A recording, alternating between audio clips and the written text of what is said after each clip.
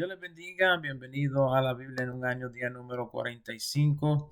Hoy es domingo, estamos considerando 5 capítulos para dar conclusión a la primera epístola de Pablo a los Corintios, los capítulos 12 al 16. El capítulo 12 continúa los consejos del apóstol Pablo para las reuniones de las congregaciones en Corinto. El capítulo completo trata acerca de los dones y su uso debido dentro de la iglesia. Pablo introduce el concepto de los dones diciendo que no quiere que los corintios permanezcan en ignorancia tocante a los dones. Noten en el verso 2 cómo Pablo se refiere a los corintios diciendo cuando eran gentiles.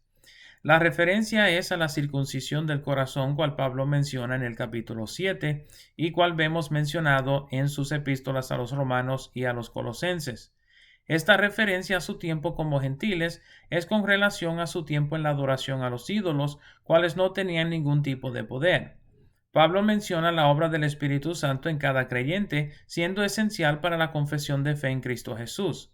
Define que ninguno llama a Jesús anatema, hablando por el Espíritu Santo, y que ninguno puede confesar a Jesús como Señor sin la ayuda del Espíritu Santo. Esto lo dice para notar que cada uno de los creyentes en Corinto, quienes hayan confesado que Jesús es el Señor, habían experimentado ya a tal grado la obra del Espíritu. De esta manera prepara el contexto para su discurso en el resto del capítulo. Pablo menciona 3 categorías de imparticiones espirituales en los versos 4 al 6. Primeramente, diversidad de dones espirituales.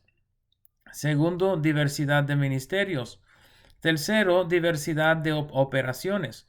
Aunque Pablo dedica este capítulo a los dones espirituales, veremos en las otras epístolas del apóstol listas tocante a los ministerios y las operaciones. El énfasis de Pablo sobre la obra del Espíritu en la iglesia es el provecho de los creyentes y la edificación de la iglesia.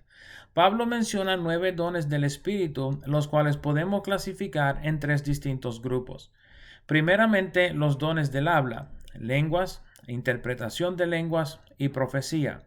Segundo, dones de poder, fe, milagros y sanidades. Tercero, dones de conocimiento, don de sabiduría, don de ciencia y discernimiento de espíritus. Noten en el verso 11 que el Espíritu reparte los dones según Él quiere. Pablo no hace ninguna indicación de cuántos dones cada individuo puede ejercer, simplemente que el Espíritu hace todas las cosas y reparte los dones. En los versos 12 al 27, Pablo indica el uso particular de cada miembro de la iglesia en cumplir la función del cuerpo de creyentes.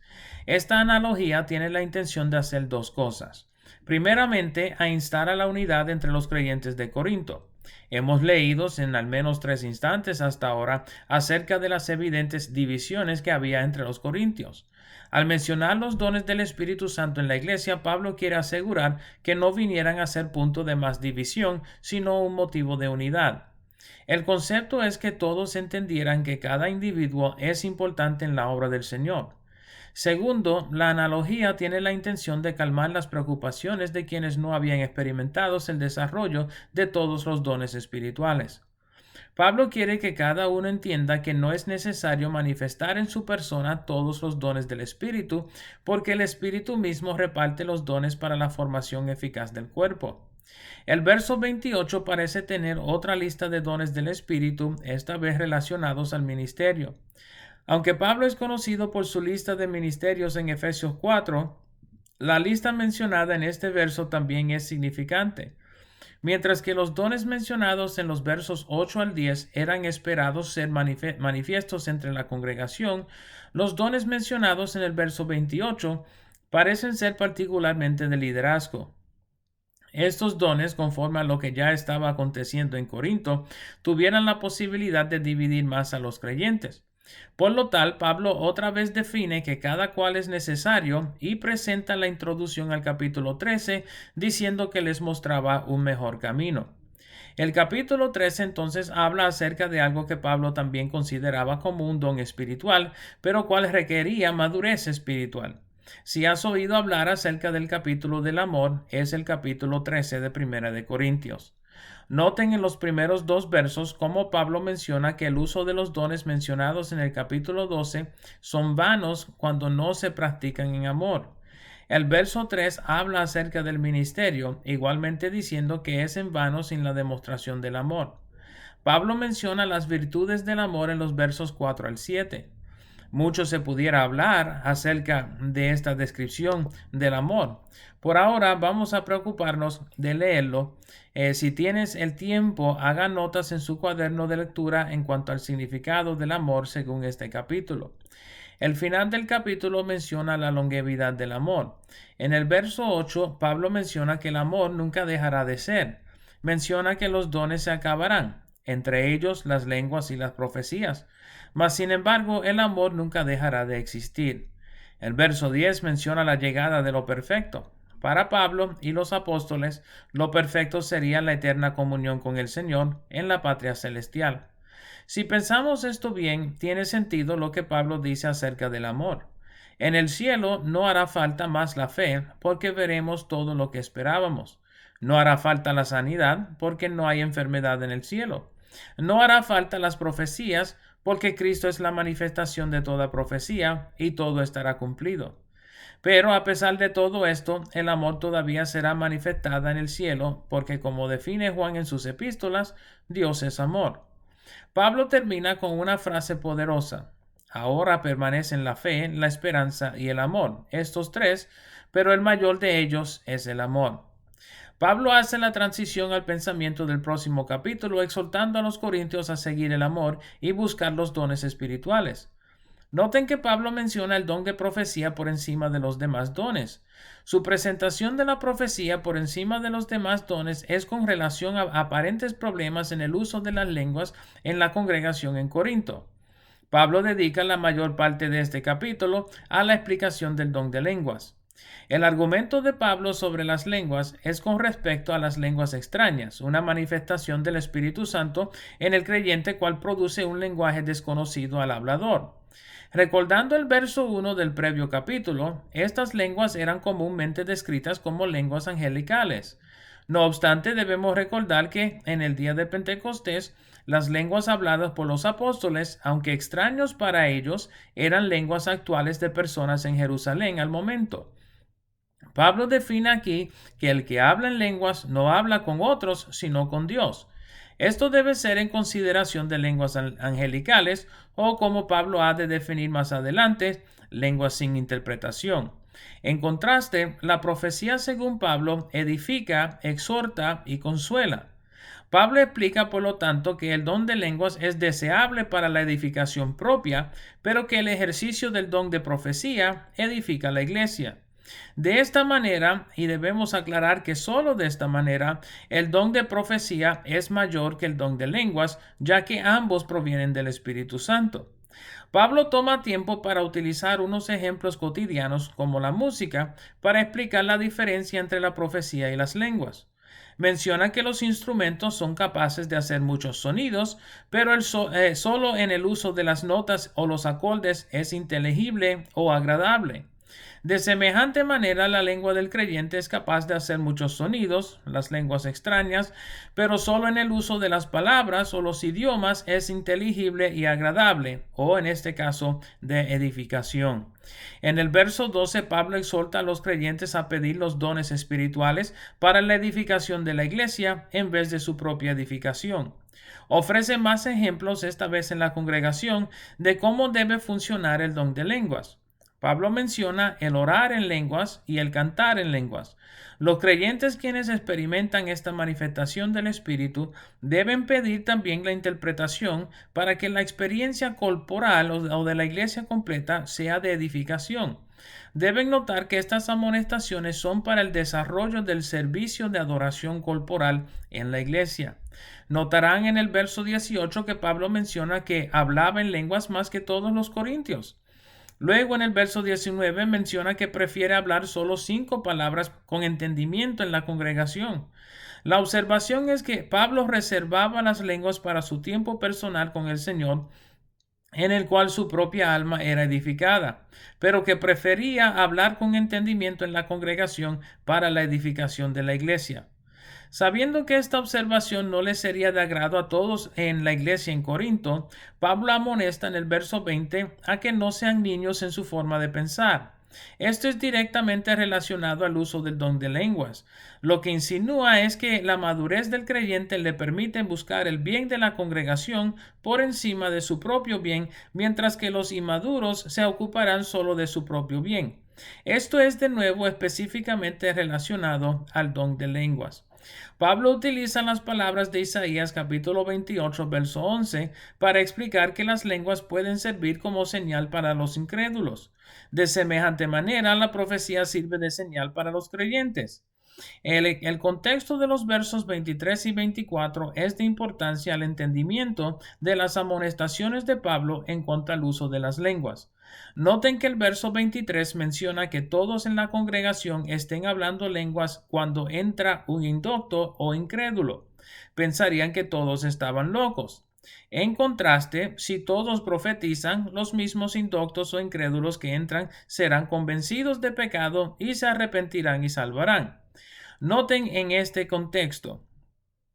Noten que es en ese contexto. Ahora, noten las palabras del verso 26. Las lenguas son mencionadas en el conjunto con los demás dones. Y Pablo exhorta a que todo sea para la edificación de la iglesia. Surge la pregunta entonces sobre cómo las lenguas pueden ser de edificación a la iglesia, y Pablo lo define en los versos 27 y 28. Si se habla en lenguas en la congregación, debe ser ordenadamente, no más de 2 o 3 y solo una a la vez para que sean interpretadas. Al no haber intérprete, deben callar en la congregación y hablar solo para ellos y para Dios. De semejante manera, los profetas deben hablar solo 2 o 3 y los demás juzguen. Pablo también menciona que si la profecía de alguno provoca la profecía del otro, el primero debe callar para que el segundo hable. Así cada uno puede profetizar uno por uno. Los versos 32 y 33 son claves al argumento sobre las lenguas y las profecías, explicando que el espíritu del profeta es sujeto al profeta y no viceversa. O sea que es posible que el creyente controle la manifestación del espíritu en sus miembros. Pablo también define que Dios es un Dios de orden. Muchos han malinterpretado el próximo segmento, interpretándolo en aislamiento de su contexto e insinuando que Pablo establece reglas universales para el papel de las mujeres en la iglesia. Este no es el caso y debemos hacer varias observaciones para entender lo que Pablo quiere decir con los versos 34 y 35. Primeramente, el uso de la cláusula, como en todas las iglesias, puede ser en referencia a lo que Pablo acaba de hablar sobre las lenguas y la profecía, como también de sus palabras sobre las mujeres. Por lo tanto, no es indicativo de reglas universales sobre la conversación de las mujeres como tal. Segundo, la porción sobre las mujeres no es exclusivo del segmento de las lenguas y profecías, porque Pablo vuelve a mencionar estos al final del capítulo. Tercero, Pablo mismo menciona en el capítulo 11 que las mujeres podían orar y profetizar públicamente en las congregaciones siempre y cuando atenían a las normas culturales. Sería una insensatez imaginar que Pablo estuviera prohibiendo en la misma epístola el hablar de todas las mujeres en la congregación, cuando apenas unos capítulos antes Pablo validó su ministerio. Entonces, en su contexto, necesitamos considerar que Pablo utiliza la misma palabra en el verso 34 para decir que las mujeres deben estar sujetas en la congregación, cual termina de usar en el verso 32 para decir que los profetas deben sujetarse ellos mismos. Esto quiere decir que las palabras de Pablo en cuanto a las mujeres son con relación al dominio propio de las mujeres en refrenarse de hablar innecesariamente en la congregación. Noten que el motivo de su hablar en la congregación aparentemente era el deseo de conocer algo más o de aprender. En este contexto en el cual Pablo acaba de explicar la necesidad de orden en la iglesia, la amonestación es a no hablar durante los servicios como para no distraer a los demás, cual era indecoroso en la congregación, y en vez hicieran las preguntas a sus maridos en sus respectivos hogares. El capítulo termina con una amonestación a procurar la profecía, pero también a no impedir el hablar en lenguas. Finalmente, que todo se haga en orden y con decencia.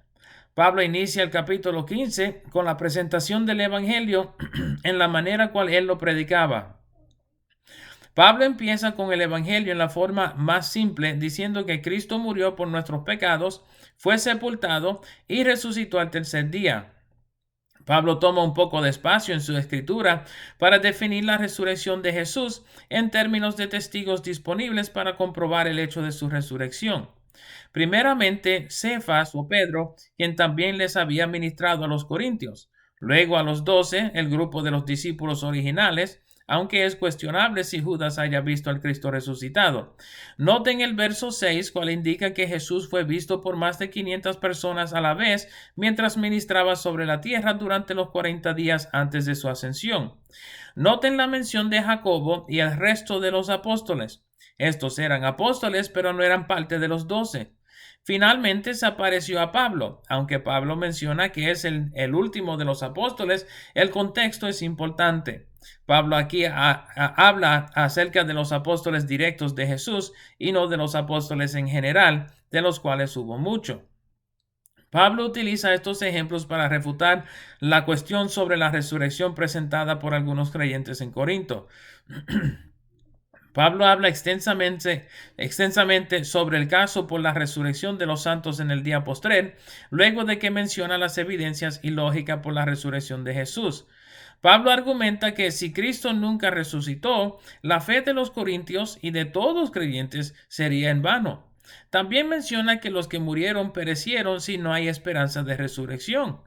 Pablo afirma en el verso 20 que Cristo resucitó y sigue para explicar cómo Adán y Cristo se asemejan en sus propósitos. En Adán todos experimentamos la muerte. En Cristo todos somos y seremos vivificados. Noten el orden cual menciona Pablo para la resurrección. Primeramente Cristo, luego los creyentes en su venida y luego el fin cuando Jesús entrega el reino de regreso al Padre. En el verso 26, Pablo define que el postrer enemigo será la muerte, pero que Cristo también será victorioso sobre la muerte. En este instante no es la muerte sobre Jesús, ni la muerte sobre los santos, ya que estos son mencionados como victoriosos en sus respectivas resurrecciones. Juan en el Apocalipsis nos dice que en aquel día la muerte y el Hades entregarán a los muertos que hay en ellos para ser juzgados. Eso lo vemos en Apocalipsis capítulo 20 y verso 13. Es importante mantener este aspecto de la teología de Pablo en perspectiva durante la consideración de sus epístolas. El verso 29 no se debe interpretar como una amonestación al bautizarse en nombre de los muertos. Noten que en el verso Pablo se refiere a los que, mientras que en el verso 30 regresa al uso de nosotros. Pablo no se incluye con los que bautizaban en nombre de los muertos, sino que utiliza su expectativa de resurrección para refuerzo de su argumento. No sabemos mucho acerca de quienes son mencionados en este verso, sino que erraban en sus hechos de bautizar en nombre de los muertos, ya que la Biblia claramente explica que la muerte es el límite del arrepentimiento.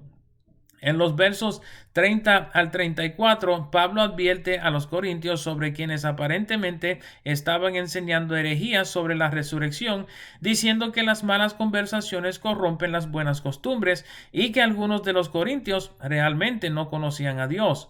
Del verso 35 al 49, Pablo explica cómo será la resurrección y el cuerpo resucitado. Asemeja el cuerpo terrenal al de Adán y el cuerpo espiritual al de Cristo resucitado. Pablo hace distinción entre lo corruptible y lo incorruptible, diciendo que lo terrenal se deshará, pero lo espiritual es dado por Dios, hecho a semejanza de gloria. El verso 50 es un punto de transición, dando a entender que aún los que estén vivos en el retorno del Señor tendrán que ser transformados, porque carne y sangre no pueden heredar el reino de los cielos. Pablo entonces entra en una explicación de cómo será la venida del Señor en lo que es conocido como el arrebatamiento de la iglesia. Pablo define que la transformación de los vivientes será luego de la transformación de los muertos que resuciten, pero que de todos modos será en un abrir y cerrar de ojos a la final trompeta.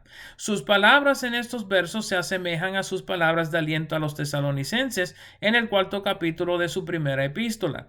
Aunque Pablo no especifica el encuentro con el Señor en este capítulo, menciona en su epístola a los tesalonicenses que será en el aire, indicando un momento distinto al regreso de Jesús a la tierra durante el reino milenial. El punto del capítulo se hace en el verso 58, donde Pablo les recuerda que su labor en la obra del Señor no es en vano, sino que tendrá recompensa en el día final. El capítulo 16 trae a conclusión la primera epístola de Pablo a los Corintios, exhortándolos a participar en la ofrenda para la iglesia en Jerusalén. Podemos notar por las palabras de Pablo en el verso 2 que la iglesia se reunía los domingos para celebrar sus servicios. Antes de despedirse, Pablo afirma su deseo de regresar a Corinto y sus planes de volver a la ciudad luego de pasar por Macedonia. Pensaba poder pasar el invierno en Corinto. Recuerden que Corinto quedaba sobre el mar y Pablo pudiera fácilmente conseguir una nave cual invernar en el puerto en Corinto. Mientras tanto, había enviado a Timoteo y deben notar la exhortación a los corintios a no tenerlo en poco. Esto aparentemente por su edad. Pablo mismo le escribe a Timoteo luego en su carrera a no dejarse tomar en poco por motivo de su juventud.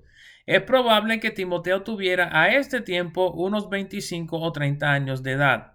Noten al igual que Pablo solicitó a Apolos para que volviera a la ciudad en lo que Pablo mismo tuviera la oportunidad de regresar.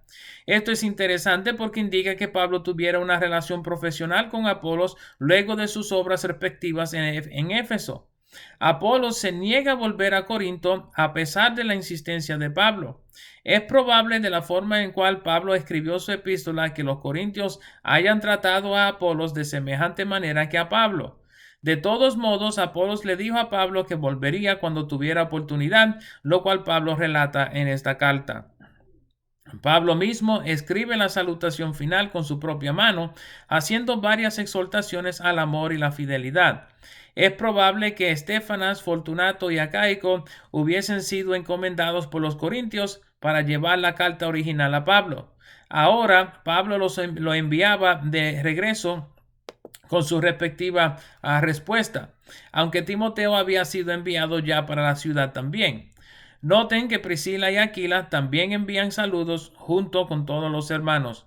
Pablo concluye su epístola enviando su amor a Corinto. Esos han sido los capítulos 12 al 16 de la primera epístola de Pablo a los Corintios. Espero les sea de bendición en este día y nos veremos por esta parte otra vez mañana. Dios les bendiga.